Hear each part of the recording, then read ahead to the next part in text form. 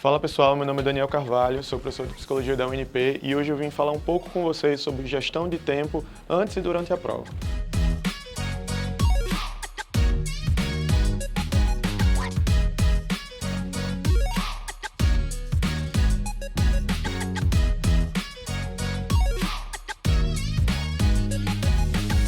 Gerenciar o tempo de estudo antes das provas é uma dinâmica muito importante e ela envolve planejamento. Fazer isso com o planejamento correto vai fazer com que a gente consiga alcançar melhor os nossos objetivos. Para planejar, a gente precisa montar uma estratégia. E aí, eu trouxe para vocês hoje uma opção de estratégia possível para isso. Na gestão de tempo, muitas vezes a gente tem que associar e entender dois conceitos fundamentais: urgência e importância. Quando a gente consegue entender esses dois conceitos, a gente consegue manter também uma organização que nos favoreça. Por exemplo, é muito importante que eu comece a priorizar os assuntos que eu vou estudar e que eu vou investir, pensando em quais são aqueles assuntos que são importantes, mas que não necessariamente são urgentes. Ou seja, que eles têm um determinado significado ali para mim, mas que eles não que eu posso diluir eles ali ao longo do tempo, né? Então ele é importante, eu tenho que investir nele, mas tendo tempo eu posso fazer isso de maneira mais compassada. Depois eu tenho que investir naqueles conteúdos que são importantes e urgentes, ou seja, que têm um significado forte e que também demandam que eu invista neles de uma maneira mais urgente, no sentido de preciso fazer isso agora, né?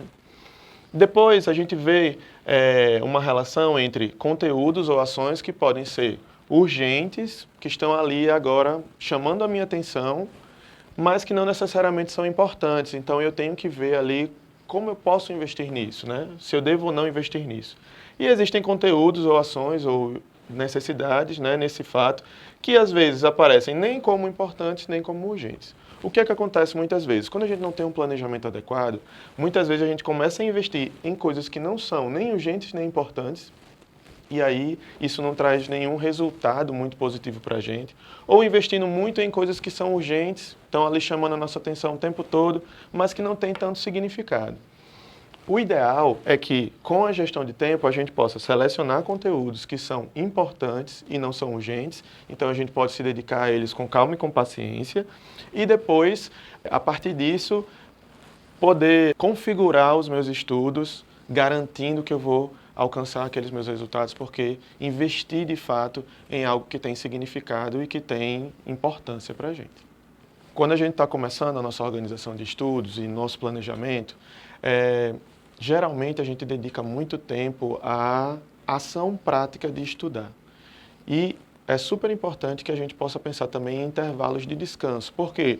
Porque chega um momento que a nossa mente satura, no sentido de que, mesmo que eu continue ali agindo daquela forma, eu não vou conseguir dar conta daquilo.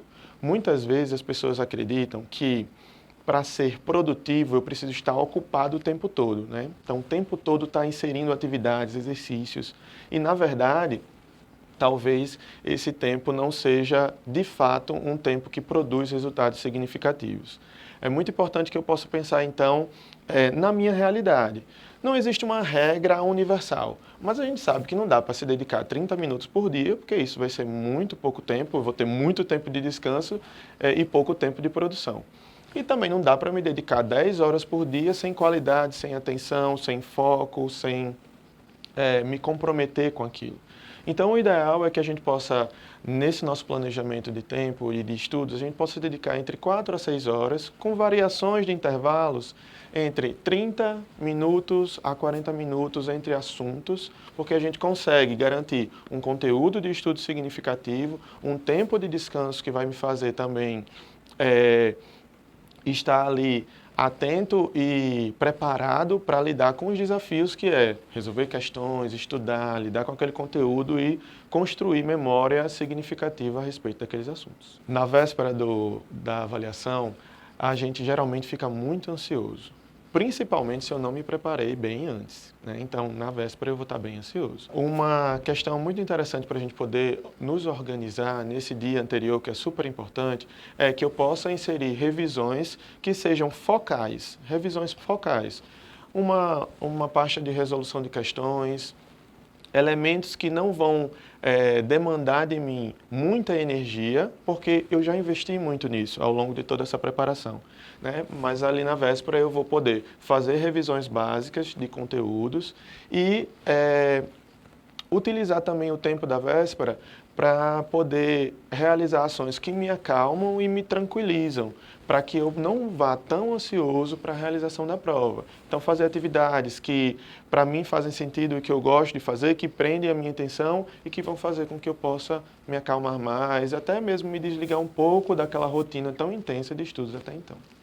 Quando a gente começa a realizar as provas, é muito importante também que eu possa fazer uma análise de toda a avaliação, até para que eu possa fazer a gestão do tempo que eu tenho para realizá-la, né? Para isso, é importante também que a gente já tenha entrado em contato com modelos de avaliações semelhantes, para a gente entender como elas funcionam.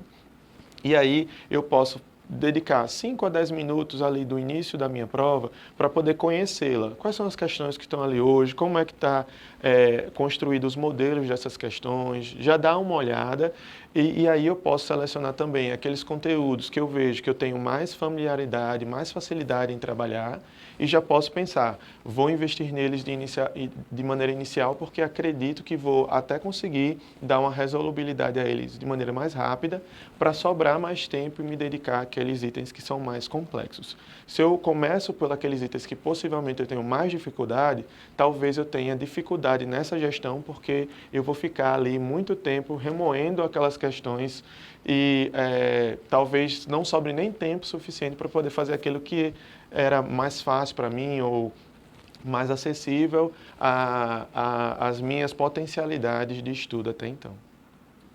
E aí, galera, a partir disso, eu espero que tenha sido útil para vocês. Agradecer pelo espaço de poder compartilhar um pouco das experiências e desejar uma boa avaliação para vocês, porque boa sorte é para quem não estudou e não é o caso de ninguém que está aqui. Valeu, obrigado.